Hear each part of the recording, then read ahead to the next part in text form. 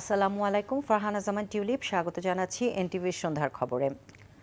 সার্বজনীন pension scheme প্রত্যয়ে বিশ্ববিদ্যালয় শিক্ষকদের অন্তর্ভুক্তির সরকারি সিদ্ধান্ত বাতিল সহ ৩ দফা দাবিতে অনির্দিষ্টকালের জন্য কর্মবিরতি পালন করছেন পাবলিক বিশ্ববিদ্যালয়ের শিক্ষকরা। এতে কার্যত অচল হয়ে পড়েছে দেশের ৩৫টি পাবলিক বিশ্ববিদ্যালয়ের সব ধরনের কার্যক্রম।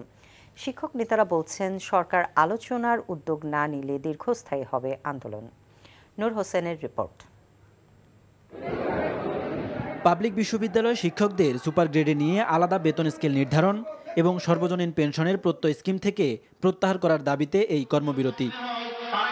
শিক্ষক সমিতিগুলোর সংগঠন বাংলাদেশ পাবলিক বিশ্ববিদ্যালয় শিক্ষক সমিতি ফেডারেশনের ডাকে দেশের ৩৫টি বিশ্ববিদ্যালয়ে শিক্ষকদের এই কর্মবিরতিতে বন্ধ রয়েছে বিশ্ববিদ্যালয়গুলোর ক্লাস পরীক্ষা সহ সব ধরনের একাডেমিক ও প্রশাসনিক কার্যক্রম।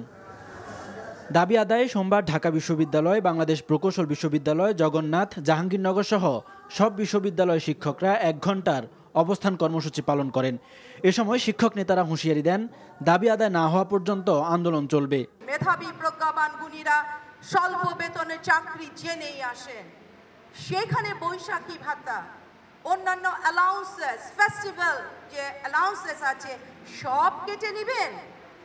এত অধিকার আপনাদের অর্থ মন্ত্রণালয় কে দেয়?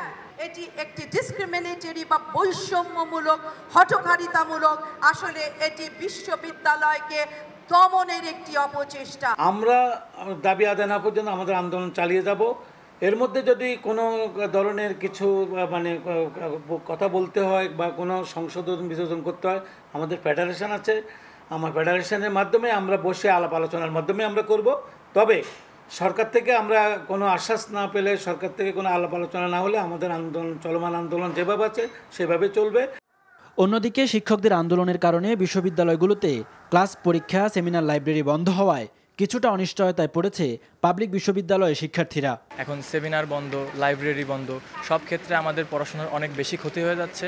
6 মাসে সেমিস্টার, 1.5 মাস যদি বন্ধ চলে যায় এভাবে, আমরা মিড কবে দিব, সেমিস্টার ফাইনাল কবে দিব? আমাদের হবেটা কি? আমাদের যারা পড়ালেখা করতেছেন, লাইব্রেরিতে নিয়মিত আসা যাওয়া করেন, তাদের পড়ালেখা পুজোর ছুটির আগে আমরা হয়তো আমাদের সেকেন্ড সেমিস্টার পরীক্ষাটা শেষ করে দ্বিতীয় বর্ষে যাব, কিন্তু আমরা আসলে ওভাবে মনে হয় না এখন আর কভার করতে পারবো। সরকারের হস্তক্ষেপে দ্রুত অচলাবস্থা কেটে যাবে বলে প্রত্যাশা শিক্ষার্থীদের। নূর হোসেন, এনটিভি নিউজ, ঢাকা। এখন জন্ম সনদ দিয়ে খোলো বিকাশ স্টুডেন্ট অ্যাকাউন্ট। নিজের বিকাশ নিজে কর। দেশ নিয়ে বিএনপি নয় আওয়ামী লীগই ষড়যন্ত্র করছে অভিযোগ করে বিএনপি মহাসচিব মির্জা ফখরুল ইসলাম আলমগীর বলেছেন, ভারতের সাথে প্রধানমন্ত্রীর করা সব চুক্তি দেশকে দ্রুত পরনির্ভরশীল রাষ্ট্রে পরিণত করবে। রাজধানীতে এক অনুষ্ঠান শেষে তিনি এসব কথা বলেন। হাসান মাহমুদের রিপোর্ট। আষাঢ়ের বৃষ্টি মাথায় নিয়েই আইনজীবী ফোরামের নবগঠিত কমিটির নেতাদের সাথে শহীদ প্রেসিডেন্ট জিয়াউর রহমানের মাজারে শ্রদ্ধা জানান বিএনপি মহাসচিব মির্জা ফখরুল ইসলাম আলমগীর। দোয়া ও মোনাজাত শেষে সমসাময়িক রাজনৈতিক বিভিন্ন বিষয় নিয়ে সাংবাদিকদের প্রশ্নের মুখে পড়েন মির্জা ফখরুল। অভিযোগ করেন, ভারতের সাথে করা চুক্তি নিয়ে সরকার জনগণের কাছে মিথ্যাচার করছে। হবে না, এখানে তারা আজ পর্যন্ত বাংলাদেশের মানুষের সামনে কখনো সত্য কথা বলেন, সব সময় প্রতারণার আশ্রয় নিয়েছে। প্রতারণার আশ্রয় নিয়ে বাংলাদেশের মানুষকে তারা বোকা বানানোর চেষ্টা করছে। আজকে যে সমঝোতা চুক্তি যেটা তারা স্বাক্ষর করে এসেছে, এই সমঝোতাগুলোর অর্থই হচ্ছে যে অতি অল্প সময়ের মধ্যে বাংলাদেশকে তারা নির্ভরশীল করে ফেলবে ভারতের কাছে। যে করিডোর তারা দিচ্ছে, রেল করিডোর তো বাংলাদেশের কোনো কাজে লাগবে না। তারা বাংলাদেশের মাটিতে তারা রেল লাইন স্থাপন, রেল ব্যবহার করবে, সেখানে বাংলাদেশের কোনো স্বার্থ ব্যাহত হবে না। অন্যান্য বিষয়গুলো আকাশ, স্থল, নৌপথে সবখানেই তারা আজকে তাদেরকে সেই পার্টনারশিপ দিয়ে দিয়েছে। পার্টনারশিপে আমাদের কোনো আপত্তি নেই, কানেক্টিভিটিতে কোনো আপত্তি নেই। সেখানে বাংলাদেশ কি পেল সেটাই হচ্ছে প্রধান। হলি আর্টিসানের প্রসঙ্গ টেনে মির্জা ফখরুল বলেন, বিএনপি সবসময়ই জঙ্গিবাদের বিরুদ্ধে অবস্থান নিয়েছে। হলি আর্টিসানের বিষয়টা আমরা কন্ডেম করেছি এবং আমরা যে কোনো রকমের জঙ্গিবাদের বিরুদ্ধে আমরা আন্তর্জাতিক জাতীয় জঙ্গিবাদের বিরুদ্ধে। কিন্তু এরা যেটা করেছে, এই সরকার যেটা করেছে, এরা জঙ্গিবাদের নাম করে তাদের বিরোধী পক্ষকে হয়রানি করেছে, তাদেরকে গ্রেপ্তার করেছে এবং তাদেরকে আজকে কারাগারের মধ্যে নিক্ষেপ করে রেখেছে।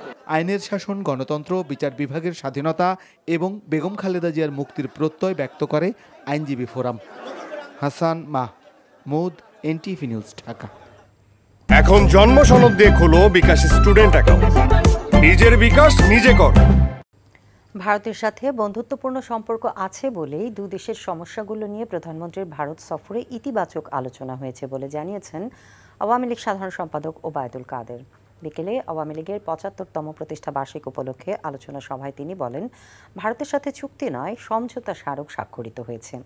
বিএনপি নেতারা কূটনীতির সে ভাষা বোঝে না বলেও মন্তব্য করেন ওবায়দুল কাদের। রিপোর্ট করছেন ফাহাদ মোহাম্মদ।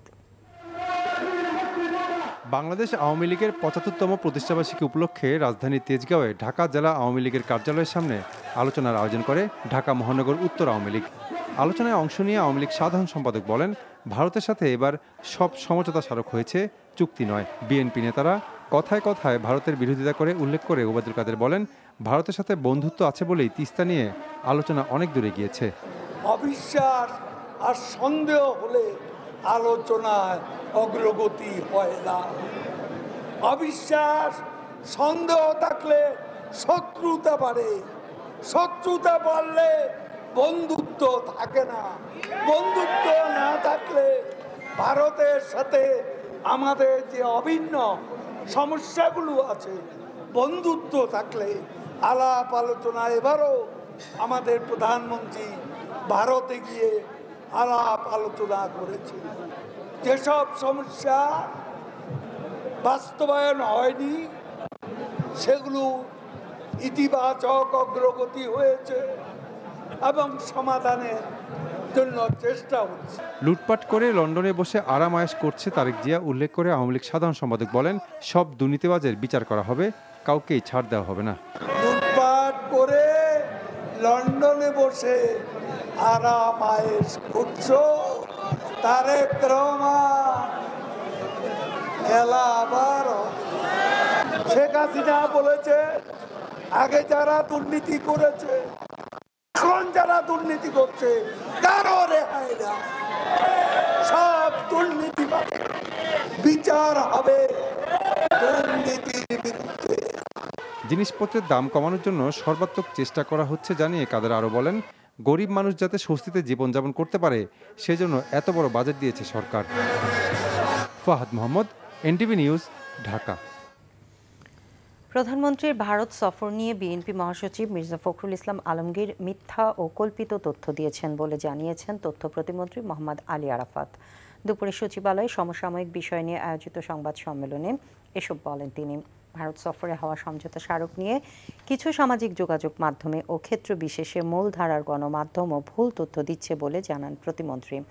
ভারতের ট্রেন বাংলাদেশে প্রবেশ করলে এদেশের আইন অনুযায়ী চলবে, বাংলাদেশের ট্রেনের ক্ষেত্রেও তাই প্রযোজ্য বলে জানান তিনি। আর আওয়ামী লীগ নয়, বিএনপির পররাষ্ট্র নীতি নতজানু বলেই নরেন্দ্র মোদী প্রধানমন্ত্রী হবার পর তারা মিষ্টি বিতরণ করেছিলেন। ক্ষমতায় থাকতে তিস্তা প্রসঙ্গ তোলেননি ও গ্যাস বিক্রির মুচলেকা দিয়ে 2001-এ ক্ষমতায় এসেছিল বলেও জানান মোহাম্মদ আলী আরাফাত। বিএনপি এবং জামাতের পক্ষ থেকেও বিভিন্ন স্তরের নেতাকর্মীরা অপপ্রচারে লিপ্ত হয়েছে এবং সর্বশেষে এসে গতকাল মির্জা ফখরুল ইসলাম আলমগীরও যুক্ত হয়েছেন সে অপপ্রচারে। গতকাল তিনি একটি প্রেস কনফারেন্সে যে বক্তব্যগুলো দিয়েছেন এগুলো একেবারেই অসত্য এবং ডাহা মিথ্যা কথা। অনলাইনে একটা গণমাধ্যমে বলছে বাংলাদেশের বুক চিরে ভারতের ট্রেন এক প্রান্ত থেকে এক প্রান্ত যাবে। তাহলে সমঝোতা স্মারকে তো এটাও আছে যে বাংলাদেশের ট্রেনও তো ভারতের বুক চিরে নেপালে যাবে, তো এটাও তো হেডলাইন হতে পারতো যে বাংলাদেশের ট্রেন ভারতের বুক চিরে নেপাল ভুটানে যাবে, তো এটা করলেন না কেন? দুর্নীতি প্রমাণিত হবার পর ছাড় দেবার কোনো উদাহরণ নেই ও সরকারে থাকা সবাই যে দুর্নীতির বিরুদ্ধে তা স্পষ্ট করা হয়েছে বলে জানিয়েছে মন্ত্রিপরিষদ সচিব মাহবুব হোসেন। বিকেলে সচিবালয় মন্ত্রিপরিষদ বৈঠক শেষে অনুষ্ঠিত ব্রিফিংয়ে এক প্রশ্নের জবাবে একথা বলেন তিনি। এছাড়া স্বচ্ছতার সাথে ও যথাযথ নজরদারি করে বাজেট বাস্তবায়নে সবাইকে প্রধানমন্ত্রী নির্দেশনা দিয়েছেন বলেও জানান মন্ত্রিপরিষদ সচিব। রিপোর্ট করছেন রকুনউদ্দিন। সোমবার সকালে প্রধানমন্ত্রী শেখ হাসিনার সভাপতিত্বে তার কার্যালয়ে অনুষ্ঠিত হয় মন্ত্রিসভার নিয়মিত বৈঠক। এ সময় Sheikh Hasina institute of frontier technology আইন 2024 থেকে নিজের নাম বাদ দিয়ে ইনস্টিটিউট অব ফ্রন্টিয়ার টেকনোলজি আইন 2024 করতে বলেন প্রধানমন্ত্রী। অনুমোদন দেয়া হয় রপ্তানি নীতি 2024 থেকে 2027-এর খসড়ারও। আর বাজেট পাশের পর মন্ত্রিসভার প্রথম বৈঠকে তা বাস্তবায়নে প্রধানমন্ত্রী বিশেষ নির্দেশনা দিয়েছেন বলে জানান মন্ত্রিপরিষদ সচিব। খুবই যত্নের সাথে, খুবই নজরদারির সাথে যেন বাজেট বাস্তবায়নের জন্য নজরদারির মধ্যে রাখে এবং দ্রুততার সাথে, নিপুণতার সাথে, স্বচ্ছতার সাথে যাতে বাজেট বাস্তবায়ন হয় সেদিকে সকলকে নির্দেশনা দিয়েছেন। মাননীয় মন্ত্রী সচিব সবাইকে বলেছেন যে এদিকে সবাই মনোনিবেশ করে এখন বাস্তবায়নে যেন আমরা সবাই মনোনিবেশ করি। এ সময় সম্প্রতি আলোচনায় থাকা কয়েকজন সরকারি কর্মকর্তার দুর্নীতি নিয়ে মন্ত্রিপরিষদ সচিব হিসেবে তার বক্তব্য জানতে চান সাংবাদিকরা। দুর্নীতি তো সবাই করে না, একটা অফিসে সবাইকে দুর্নীতিবাজ, হাতে গোনা কয়েকজন করে, তাই না? এবং ওই হাতে গোনা কয়েকজন জন্য বাকি সবাই আপনার বিব্রত হয়, অবস্থা তাই তো দাঁড়িয়েছে, তাই না? এরকম হয়েছে। তো সরকারের তরফ থেকে অবস্থানটা তো পরিষ্কার হয়েছে যে দুর্নীতির কোনো বিষয়ের সাথে, দুর্নীতির সাথে যারা জড়িত তাদের ব্যাপারে তার কোনো রকম কোনো সহানুভূতির দৃষ্টিকোণ দেখানো হবে না এবং দেখানো হচ্ছে না। কোনো একটা জায়গায় দুর্নীতি প্রমাণিত হয়েছে তারপর তাকে ছেড়ে দেওয়া হয়েছে, এরকম আমি আমার নজর যদি আনেন তাহলে আমি সেটাকে আবার দুর্নীতি ব্যবস্থা করব। এছাড়া মন্ত্রিসভা বৈঠকে সেতু বিভাগের আওতায় পদ্মা সেতু রক্ষণাবেক্ষণে শতভাগ সরকারি মালিকানাধীন একটি প্রতিষ্ঠান গঠনের প্রস্তাবও অনুমোদন দেয়া হয়। Roknuddin, NTV news, Dhaka. ছাগল কাণ্ডে আলোচিত সাদেক অ্যাগ্রোর স্বত্বাধিকারী মোহাম্মদ ইমরান হোসেনের বিরুদ্ধে অনুসন্ধান শুরু করেছে দুর্নীতি দমন কমিশন দুদক। অবৈধভাবে আমদানি নিষিদ্ধ আমেরিকান ব্রাহ্মা জাতের গরু চোরাচালান, জালিয়াতি ও প্রতারণার মাধ্যমে কোটি টাকা বিক্রির বিষয়ে দুপুরে দুদকের একটি দল অভিযান চালায় সাভারের কেন্দ্রীয় গো প্রজনন ও দুগ্ধ খামার এবং সাদেক অ্যাগ্রো খামারে। এদিকে দুর্নীতি প্রতিরোধে সরকারি কর্মকর্তা কর্মচারীদের সম্পদের হিসাব দাখিল ও ওয়েবসাইটে প্রকাশের নির্দেশনা চেয়ে হাইকোর্টে করেছেন এক আইনজীবী। রিপোর্টে আরও জানাচ্ছেন হাসান জাভেদ। এক ছাগল সবকিছু তছনছ করে দিয়েছে ভ্যাট কর্মকর্তা মতিউর রহমানের। ইতোমধ্যে তার অবৈধ সম্পদ অর্জনের অভিযোগ অনুসন্ধান করছে দুদক। এবার সেই আলোচিত ছাগলের মালিক সাদিক এগ্রোর স্বত্বাধিকারী মোহাম্মদ ইমরান হোসেনের বিরুদ্ধেও অনুসন্ধানে নেমেছে দুর্নীতি দমন কমিশন। আমদানি নিষিদ্ধ আমেরিকান ব্রাহ্মা গরু হজরত শাহজালাল বিমানবন্দরে জব্দ করে শুল্ক গোয়েন্দা। সেই গরু সাভারে কেন্দ্রীয় গো প্রজনন কেন্দ্রে রাখা হয়। সরকারি প্রতিষ্ঠান থেকে নিলামের নামে কিভাবে আবার গরুগুলো সাদিক এগ্রোতে, সেই তথ্য অনুসন্ধানে এবার সাভারে দুর্নীতি দমন কমিশন। নিলাম সংক্রান্ত নথিপত্র জব্দ করে দুদকের কর্মকর্তারা। পরে সাভারের ফাকুরতাই সাদিক এগ্রোর খামারে অভিযান চালায় দুদকের ওই টিমটি। এখানে আমরা পরিচালনাকালে 60টা এই ব্রহ্মা প্রজাতির গরুর বাছুর পাওয়া গেছে। গরু জবাই এই খাতাগুলো আমরা সিজ করছি। ওখানে স্পষ্ট লেখা আছে ব্রহ্মা জাতের 5টার মতো হলো গাভীর তথ্য ওনারা লিখে রাখছে এই লাস্ট কয়েকদিন আগে, ঠিক আছে? ওনাদের খাতা অনুযায়ী এই তথ্যটা আমরা পাইছি অলরেডি এবং এগুলো আমরা সিজ করছি, নিয়ে আমরা আমাদের অফিসে জমা দিয়ে পরবর্তী আমরা কার্যক্রম পরিচালনা করব। ছাগলকাণ্ড ছাড়াও দুর্নীতির মহোৎসবে মেতেছিলেন এমন কয়েকজন সাবেক সরকারি কর্মকর্তার বিরুদ্ধেও অনুসন্ধানে নেমেছে দুদক। তাদের মধ্যে আছেন সাবেক আইজিপি বেনজির আহমেদ, জাতীয় রাজস্ব বোর্ড সদস্য ওয়াহিদা রহমান ও প্রথম সচিব কাজী আবু মাহমুদ ফয়সাল। ডিএমপির সাবেক কমিশনার আসাদুজ্জামান মিয়ার বিরুদ্ধেও অবৈধ সম্পদ অর্জনের অভিযোগ উঠেছে। এমন প্রেক্ষাপটে সরকারি কর্মকর্তা কর্মচারীদের দুর্নীতির লাগাম টেনে ধরতে হাইকোর্টে রিট দায়ের করেছেন এক আইনজীবী। গভর্নমেন্টের একজন হাই অফিসিয়াল বা মিডিল লেভেলের অফিসার বা এন্ট্রি লেভেলের অফিসার তিনি কিভাবে এত বিপুল পরিমাণের সম্পত্তি অর্জন করেন সেই জিনিসটি আমরা জানতে চেয়েছি। কোনো government officer without the prior permission of the গভর্নমেন্টের পূর্ব অনুমতি ছাড়া কোনো অবস্থাতেই একটি বিল্ডিং পর্যন্ত নির্মাণ করতে পারেন না। তাহলে আমাদের মিনিস্ট্রিগুলো, আমাদের রাজুক কী করছে?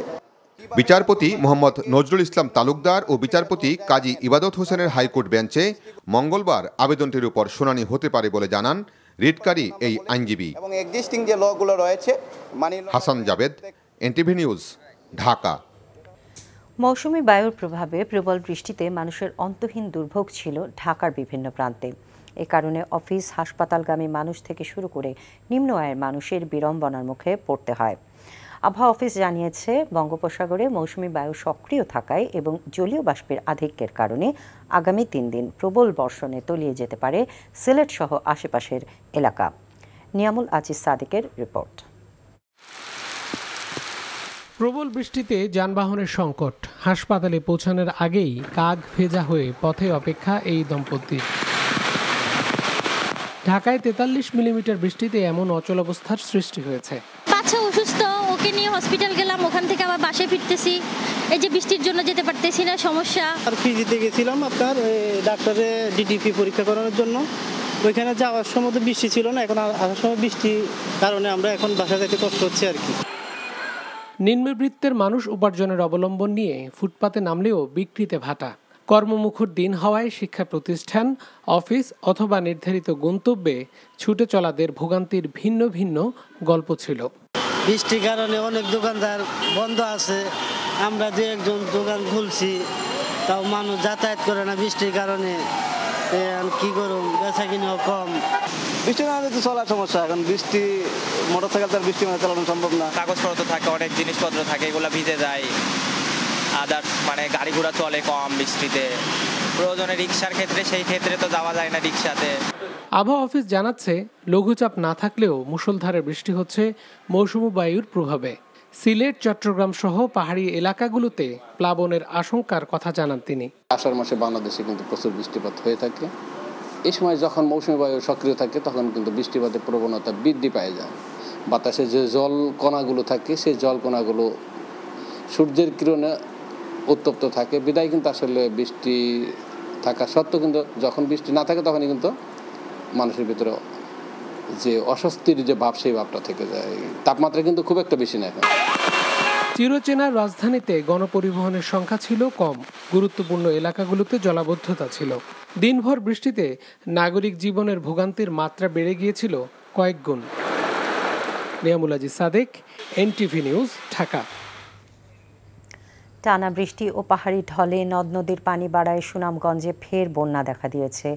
নিচু এলাকার জলাবদ্ধতার সৃষ্টি হচ্ছে, এতে নতুন করে দুর্ভোগে পড়েছে বানভাসীরা। সিলেটে নদ নদীর পানি বেড়েছে, তলিয়ে গেছে নিচু এলাকা। 3 পার্বত্য জেলার পাহাড়ে ঝুঁকিপূর্ণ বসবাসকারীদের নিরাপদে সরিয়ে নিতে কাজ শুরু করেছে স্থানীয় প্রশাসন। ওয়ালিউল্লাহ অলির ডেস্ক রিপোর্ট। ভারী বৃষ্টিপাতার ঢলের পানিতে হুহু করে বাড়ছে সুনামগঞ্জের বিভিন্ন নদ নদীর পানি। আগের বন্যার পানি কমতে না কমতেই নতুন করে বানের পানিতে তলিয়ে যাচ্ছে সুনামগঞ্জের বিস্তীর্ণ এলাকা।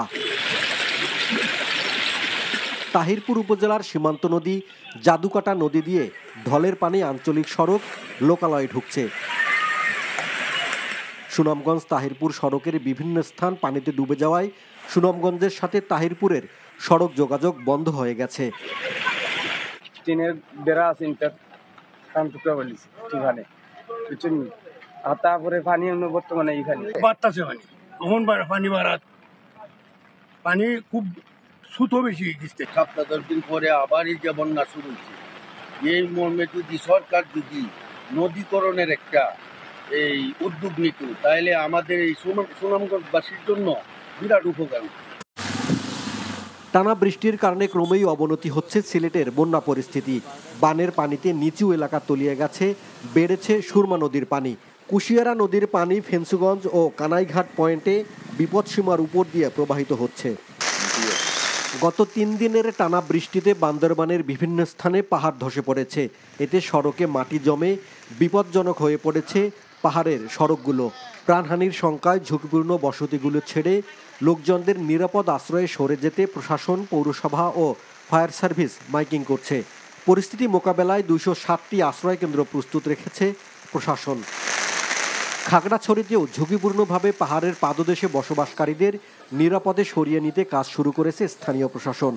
ভারী বৃষ্টিতে মহলছড়ির 24 মাইল এলাকায় সড়কে জলাবদ্ধতা সৃষ্টি হলে রাঙামাটির সাথে খাগড়াছড়ির যান চলাচল বন্ধ হয়ে গেছে। ওয়ালিউল্লাহ অলি, এনটিভি নিউজ ডেস্ক। আলটিমেটাম শেষ হওয়ায় প্রথম ও দ্বিতীয় শ্রেণীর সরকারি চাকরিতে কোটা পুনর্বহাল করে হাইকোর্টের দেয়া আদেশের প্রতিবাদে আবারও বিক্ষোভ মিছিল করেছে ঢাকা বিশ্ববিদ্যালয় সহ দেশের বিভিন্ন বিশ্ববিদ্যালয়ের শিক্ষার্থীরা। সকালে ঢাকা বিশ্ববিদ্যালয়ের গ্রন্থাগারের সামনে থেকে বিক্ষোভ মিছিল বের করে শিক্ষার্থীরা। মিছিলটি ক্যাম্পাস প্রদক্ষিণ করে টিএসসির রাজু ভাস্কর্যে সংক্ষিপ্ত সমাবেশের মধ্য দিয়ে শেষ হয়। এ সময় কোটা বাতিল করে 2018 সালে জারি করা প্রজ্ঞাপন পুনর্বহাল, সব গ্রেডের সরকারি চাকরিতে অনগ্রসর জনগোষ্ঠী ছাড়া অন্য সব কোটা বাতিল সহ 4 দফা দাবি জানায় শিক্ষার্থীরা। দাবি আদায়ে আগামীকাল 2টায় রাজু ভাস্কর্যে অবস্থান কর্মসূচি পালনের ঘোষণাও দেন শিক্ষার্থীরা। শিক্ষকদের আন্দোলনের মধ্যে 103তম প্রতিষ্ঠা বার্ষিক উদযাপন করেছে ঢাকা বিশ্ববিদ্যালয়। দিবসটি উপলক্ষে সকালে বিশ্ববিদ্যালয়ের উপাচার্যের বাসভবনের সামনের স্মৃতি চিরন্তন থেকে বর্ণাঢ্য শোভাযাত্রা বের করা হয়। শোভাযাত্রাটি টিএসসির পায়রা চত্বরে গিয়ে শেষ হয়। সেখানে বিশ্ববিদ্যালয় দিবসের আনুষ্ঠানিকতার উদ্বোধন করেন উপাচার্য অধ্যাপক ডক্টর এএসএম মাকসুদ কামাল। এ সময় উদ্ভাবন ও গবেষণাকে প্রাধান্য দিয়ে বিশ্ববিদ্যালয়কে বৈশ্বিক অঙ্গনে নতুন উচ্চতায় নেওয়ার প্রত্যয় ব্যক্ত করেন উপাচার্য। পরে টিএসসি অডিটোরিয়ামে তরুণদের দক্ষতা উন্নয়নে উচ্চশিক্ষা শীর্ষক আলোচনা সভা অনুষ্ঠিত হয়।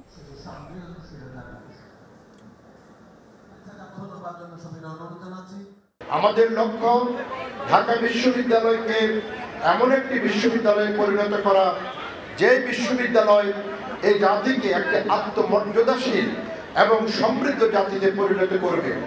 এখন আমাদের কাজ শিক্ষা মানচিত্রে বিশ্ববিদ্যালয়কে একটি মর্যাদাকর প্রতিষ্ঠানে, মর্যাদাকর উচ্চতায় উপনীত করা। এই ছিল সন্ধ্যার খবরে। এই খবরের ভিডিও সহ আপডেট জানতে ভিজিট করুন এনটিভি অনলাইন www.ntvbd.com। এছাড়াও এনটিভির জনপ্রিয় সব অনুষ্ঠান ও খবরের আপডেট জানতে ভিজিট করুন আমাদের ইউটিউব ও ভেরিফাইড ফেসবুক পেজে। রাত 10:30টায় রাতের খবর দেখার আমন্ত্রণ রইল। ধন্যবাদ সবাইকে।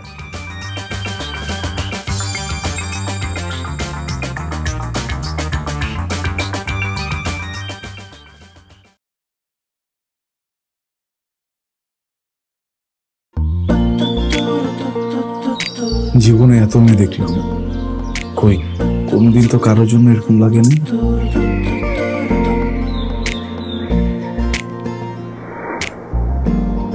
কে এটা? এত মায়া। কেমন আছেন আঙ্কেল? কোন দিক দিয়ে দেখে আমার আঙ্কেল মনে হয়? আরে আপনি আমার মামার ফ্রেন্ড না? কোন মামার ফ্রেন্ড? শামীম মামা। শামীম মামা। আস্তাগফিরুল্লাহ। কি করছিস তুই? এটা আমার ভাগ্নি মায়া। আমি নাই মামা। Thank you uncle. এই আগে জানলে আমি জীবন ও স্বামীর সাথে মিশতাম না। জীবনের প্রথম একটা আমি ভালো লাগলো, সেইটা নাকি বন্ধুর ভাগ্নি।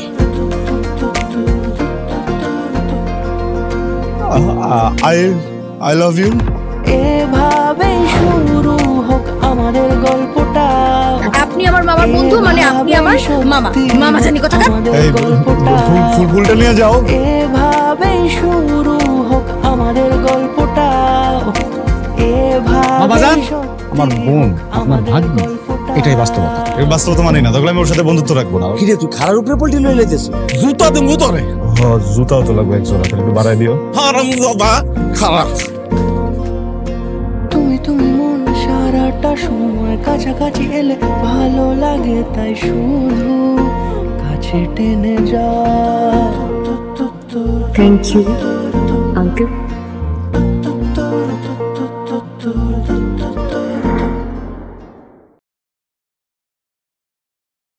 এখন জন্ম সনদ দিয়ে খোলো বিকাশ স্টুডেন্ট অ্যাকাউন্ট। নিজের বিকাশ নিজে কর।